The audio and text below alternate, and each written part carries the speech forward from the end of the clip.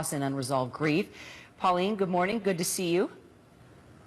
Good morning. You know, we're dealing with a lot of cultures here. For instance, the majority of the passengers on this plane are Chinese. And the wife of one of them actually spoke to CNN about how the culture is impacting the grieving process. I want you to take a listen to what she said.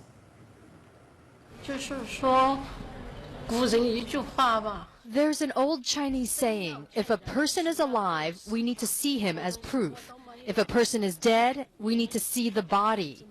We relatives haven't seen anything yet, so how can we give up hope?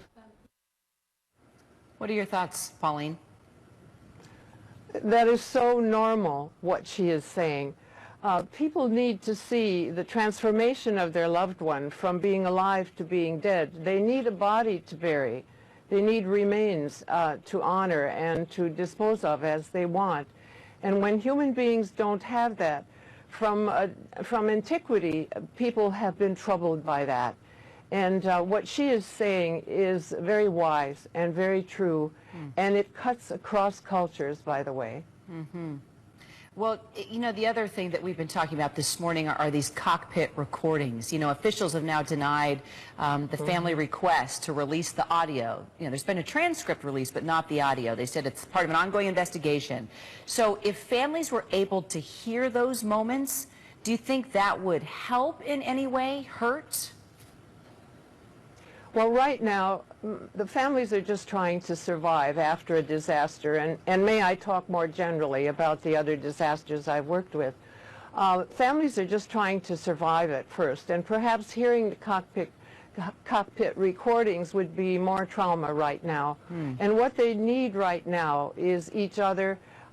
They need to have some peace, some sequestering, and coming slowly to the idea where they can hold two ideas in their head at the same time, as one of the people did on the recording. They're probably dead and maybe not. They may be coming back and maybe not. And that is where you hope people will get to, so that they can go on to live good lives despite this agony, where it no longer predominates, but they will always have in their minds the missing person.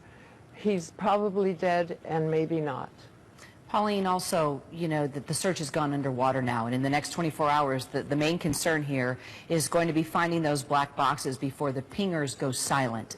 If we don't find anything, how do families process that? Well, that's very hard for them.